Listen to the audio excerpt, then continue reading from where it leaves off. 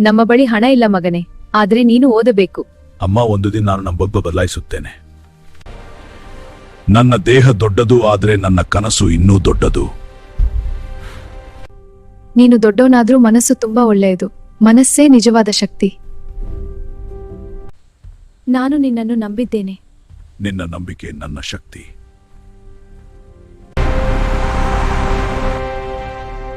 ಹಣ ಇದ್ದರೆ ಎಲ್ಲವೂ ಸಿಗುತ್ತೆ. ನನಗೆ ಶ್ರೀಮಂತ ಜೀವನ ಬೇಕು. ಹಾಗಾದ್ರೆ ನನ್ನ ಪ್ರೀತಿ ಸಾಲಲಿಲ್ಲ.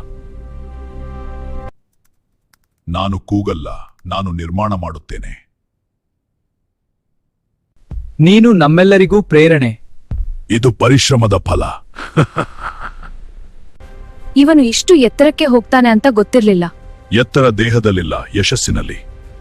ನಿಜವಾದ ಪ್ರತೀಕಾರ ಅಂದ್ರೆ ನಿನ್ನ ಮೌಲ್ಯವನ್ನು ನೀನೇ ಸಾಬೀತುಪಡಿಸುವುದು.